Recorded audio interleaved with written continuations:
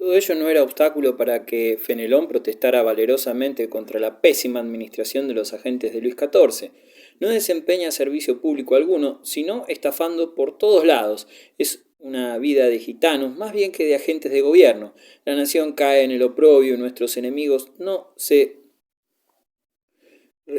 recatan de decir en voz alta que el gobierno español no está tan decaído como el nuestro. Por última vez, Marlborough pudo en su carrera militar anunciar desde el propio campo de batalla su victoria a Zara. Estoy tan fatigado que solo puedo decirte que hemos tenido hoy un combate muy sangriento, que durante la primera mitad de la jornada hemos derrotado a la infantería enemiga y después a su artillería. Loado sea Dios. Creo que ahora podremos conseguir todos los tratados de paz que deseemos. Pero, ¿constituía aquello verdaderamente una victoria? Al día siguiente Marlborough recorrió los bosques donde se entabló la batalla y quedó aterrado al ver los montones de cadáveres. Los aliados dejaban más de 20.000 hombres en el terreno y los franceses cerca de 15.000. Desde el punto de vista político, Malplaquet representaba más bien una derrota que una victoria para las potencias aliadas. Nuevas derrotas borbónicas, Almenara y Zaragoza. A Felipe V le preocupaba la situación en Aragón y Cataluña y decidió emprender en la primavera de 1710 una nueva campaña. Mandaba a sus fuerzas el marqués de Villadarias, general cuyo prestigio iba en declive desde la pérdida de Gibraltar. A pesar de informes técnicos que aconsejaban a Felipe no emprender aquella acción, se dirigieron contra el ejército aliado, perfectamente situado en Almenara. El monarca español fue derrotado y los aliados quedaron dueños del campo. A consecuencia del fracaso de Almenara, Felipe V retrocedió a Aragón, dejando guarnecida la plaza de Lérida. Lo siguió el ejército de los aliados hasta Zaragoza, donde Felipe presentó de nuevo batalla, apoyando su ala izquierda en el Ebro y la derecha en el monte Torrero. El ejército del archiduque Carlos, mandado por Sattenberg, avanzó el 20 de agosto de 1702. El ala derecha de la caballería de Felipe logró arrollar a los enemigos y los persiguió hasta el Ebro, faltando poco para hacer prisionero al propio archiduque, que se hallaba en una casa cercana a la Cartuja. Pero en aquel mismo momento el ejército aliado quebrantaba el grueso del ejército borbónico, causando enormes destrozos, reponiéndose de su momentáneo descalabro y logrando al fin la victoria. Para Felipe V la batalla de Zaragoza fue una de las más funestas y desgraciadas de aquella porfiada guerra. 4 días después regresaba a Madrid, hasta donde lo persiguió el ejército coaligado. El 9 de septiembre de 1710, el nieto de Luis XIV abandonaba la capital, que fue de nuevo ocupada por el archiduque Carlos, pero tampoco esta vez la conducta del austríaco gustó en absoluto a los españoles, más que molestos ante los abusos de las tropas aliadas, hasta tal punto que, cuando abandonó Madrid a los 2 meses y medio de su llegada, la población aclamó de nuevo estrepitosamente a Felipe V, sin dar tiempo siquiera que el archiduque se alejara de las últimas casas de la capital española. Desde Talavera de la Reina, lugar en donde tenía establecido su cuartel general, Felipe de Borbón regresó a Madrid en los primeros días del mes de diciembre del mismo año. También Marlborough cae en desgracia.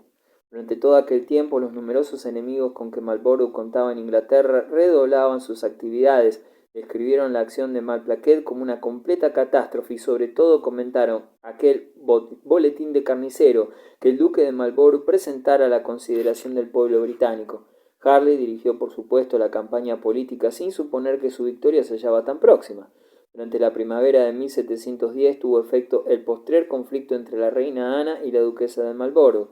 La corte murmuraba que Sara se había atrevido a proferir contra su soberana auténticas injurias, rumores que fueron sin duda propalados por Abigail Marsham. En el mes de abril decidió Sara defenderse de tales acusaciones solicitando una audiencia a la reina. Ana se negó a recibirla, pero Sara no se resignó a ser despachada de aquella manera y aún pudo entrevistarse una vez más con aquella soberana que fuera su íntima amiga durante tantos años. La duquesa tomó inmediatamente la palabra con su acostumbrada verbosidad, pero la reina no le dio tiempo a expansionarse demasiado. «Podéis escribirme lo que deseáis comunicarme». Ana repitió esta frase varias veces, mientras Sara seguía hablando sin parar, mientras en sus interrupciones, hasta que exclamó al fin entre sollozos: «Llegará un día en que vuestra majestad se arrepentirá de la forma inhumana como me trata hoy». Las expansiones angustiadas de la infeliz duquesa solo obtuvieron una seca respuesta, pronunciada en tono glacial: «Eso es cuenta mía». Era una despedida definitiva. Después de haber dejado a la reina, contaba más tarde Sara, fui a sentarme a la gran galería para secar mis lágrimas antes de que pudiera verme alguien. Fue la última entrevista de aquellas dos amigas. A comienzos de 1711, Sara dimitió sus cargos palatinos. El esforzado vencedor de Blenheim y de Ramillies acudió a postrarse ante la reina para suplicarle que rectificara su decisión, pero Ana se mostró inflexible. Abigail Masham sucedería a Sara en todos los cargos palatinos. La duquesa de Marlborough no fue la única persona que desapareció entonces de escena. Su caída fue la señal de un auténtico sismo político que aprovechó la reina Ana para deshacerse de todos los ministros que manifestaran cierta oposición al poder de la corona. Por lo demás, el viento había cambiado definitivamente de dirección.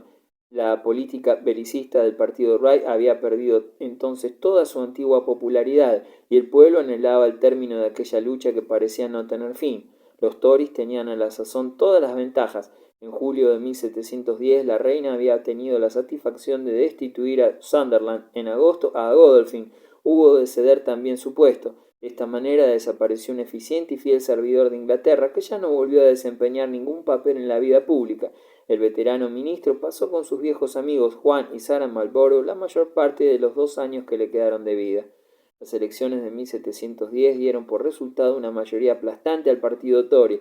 St. John recibió la cartera de Asuntos Exteriores. Harley pudo gozar el fin del triunfo de sus intrigas al ser nombrado ministro de Hacienda y jefe de gobierno.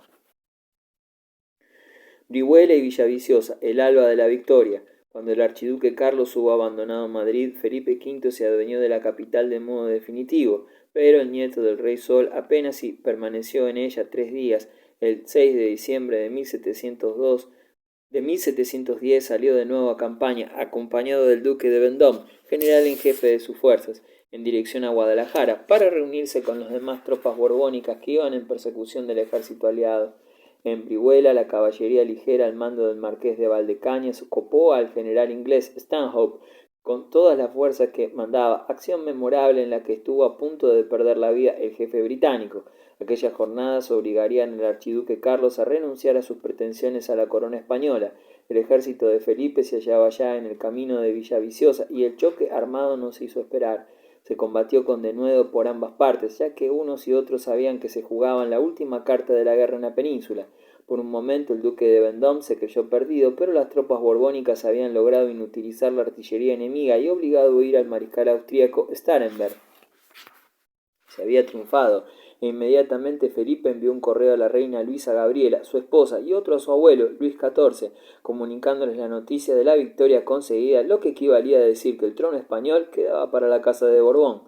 La línea non plus ultra. La reina Ana parecía hallarse en el colmo de la dicha, aunque en aquella época otro soberano tenía quizás aún más motivos para estar agradecido a la providencia. Luis XIV podía considerarse salvado.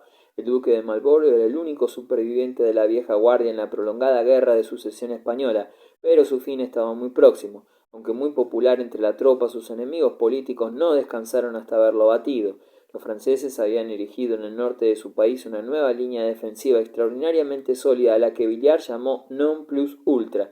En 1711 Marlborough obtuvo su último éxito militar, forzó a que el atrincheramiento. El duque persuadió a su adversario, Villars, que atacaría con su ejército en el sector occidental de la línea francesa, lo que tranquilizó a sus defensores, pero Marlborough, que no quería sufrir un nuevo Malplaquet, apenas comenzado el despliegue de fuerzas, ordenó, de improviso, un giro rápido hacia el este. El ejército avanzó a marchas forzadas, rompió las líneas de defensa francesas y continuó su avance hasta el fuerte de Bouillon, donde el duque llevó a cabo su último asedio y tomó la fortaleza. Mambrú en el banquillo de los acusados. Apenas Marlborough regresó victorioso, debió enfrentar 2 acusaciones. La primera referente a 60.000 libras percibidas en 1702 y 1711 de los proveedores del ejército aliado en los Países Bajos. La otra se refería a haberse embolsado el 2,5% de los salarios puestos a disposición de los mercenarios extranjeros al servicio de Inglaterra. Marlborough no negó haber recibido las sumas indicadas, pero demostró que el ejército holandés tenía la costumbre de conceder al general en jefe unas determinadas comisiones a cargo de las provisiones militares de los ejércitos. En cuanto a la retención del 2,5% de la soldada, alegó que la propia reina Ana lo había autorizado y presentó el documento firmado por la soberana. Además demostró que con el dinero percibido había sufragado los gastos de un servicio secreto necesario para la buena marcha de las operaciones. El camino del destierro. El 30 de diciembre el duque de Marlborough realizó su última aparición en la corte de la reina Ana. Ningún miembro del partido Wright se hallaba presente en el salón de sesiones. Al día siguiente, la reina Ana le escribió una carta que ponía punto final y definitivo a sus relaciones, documento redactado en términos tan insultantes que Marlborough, de ordinario tan dueño de sí mismo, no pudo menos de arrojarla al fuego en un arrebato de indignación. El 1 de enero de 1712 se supo que el duque de Marlborough había sido despojado de todos sus cargos. Poco después el asunto llegó al Parlamento y aunque los debates fueron extraordinariamente animados y los Wright lucharon en defensa de Marlborough con denuedo y energía, era evidente que estaban derrotados de antemano. El Parlamento aprobó por 276 votos contra 165 una resolución declarando ilegal e infundada la percepción de una renta anual sobre las provisiones del ejército en los Países Bajos meridionales. En forma tan ingrata se eclipsó la brillante carrera militar de Juan Churchill. Hacia fines de 1712 escogió en forma voluntaria el destierro, incapaz ya de soportar las afrentas que recibía de todas partes. Junto a Sara recorrió entonces toda Europa, residiendo especialmente en el Principado de Mindelheim, ofrecido al duque por el emperador austríaco y siendo recibidos en triunfo en el transcurso de sus viajes. Por último, en verano de 1714 el matrimonio creyó llegado el momento de regresar a la patria. Surgimiento de los Hohenzollern. Los belicosos Hohenzollern. La casa de Hohenzollern, decía Federico II de Prusia, es tan antigua que su origen se pierde en la noche de los tiempos. Su más antiguo representante comprobado es el conde Solorín, que pereció en 1061 en las luchas que ensangrentaron al sur de Alemania durante la minoría del emperador Enrique IV. En su origen los bienes de la familia se afincaban en Suabia. Las torres del ancestral castillo de Hohenzollern, debidamente restauradas, coronan todavía una de las colinas que dominan el paisaje. Mediante sucesiones, adquisiciones y matrimonios se anexionaron otras tierras, entre ellas Franconia. En el siglo XIII, un legado pontificio opinaba que los Hohenzollern podrían resistir durante largo tiempo al emperador y al resto del imperio. Pero los descendientes de Burkhard fueron más fieles al soberano que otras familias nobles. En recompensa, el emperador Enrique IV le cedió en 1191 el burgaviato de Nuremberg, don modesto, pero que aumentaba su prestigio, y el emperador Segismundo vendió en 1415 al burgrave Federico el margraviato de marquesado de Brandenburgo, con título de príncipe elector 1417. El segundo hijo de Federico, Alberto Aquiles, sucesor en el burgaviato de Nuremberg y luego en el electorado de Brandenburgo, adquirió en toda Europa gran reputación en los torneos y artes caballerescas, pero no en la política. La vida tempestuosa de Alberto Aquiles, escribe un historiador alemán, fue más rica en empresas de todas clases, en campañas militares y en diferencias diplomáticas que en éxitos políticos. Sus sucesores fueron más apacibles, respetaban al emperador, dejaban a los estados obrar a su antojo y preferían ante todo el sosiego y la comodidad en sus grandes dominios. Una política matrimonial, madura y reflexiva les permitió extender considerablemente sus posesiones, sistema mucho más ventajoso que las conquistas militares. Esta mentalidad les hacía descuidar el armamento y la hacienda de sus estados, elementos indispensables si por algún concurso de circunstancias se hubieran visto obligados a ir a la guerra algún día. Soberano y pueblo se pasaron al luteranismo en la cuarta década del siglo XVI, pero en 1603 el príncipe elector Juan Segismundo abjuró de aquella religión y adoptó el calvinismo, lo que provocó entre gobernantes y súbditos una tensión que a la larga tendría sus riesgos. Dificultades en Brandenburgo. Un día, un enviado de Juan Segismundo apareció en Kleve, Alemania Occidental, dispuesto a tomar posesión en nombre de su señor de los pequeños estados de Kleve, Mark, Julier y Berg, cuyo último soberano, tío de su esposa, Ana de Prusia, acababa de fallecer sin descendencia. La cuestión hereditaria resultaba bastante discutible, ya que el emperador Rodolfo y el conde palatino Juan Guillermo de Nuremberg hacían valer sus derechos. Juan Segismundo no tenía tropas ni dinero para apoyar los suyos, pero la suerte sonrió al brandenburgués. A la sazón el emperador tenía otras preocupaciones, de modo que la herencia pudo repartirse entre el príncipe elector y el conde palatino. Al primero le correspondieron Kleve y Mark. 8 años más tarde, su esposa heredaba de su difunto padre Alberto Federico la rica Prusia Oriental, 1618. Estos éxitos fáciles persuadieron a Juan Segismundo y a su sucesor, Jorge Guillermo, que las dificultades políticas podían siempre solucionarse esperando la ocasión favorable mediante negociaciones y astucia.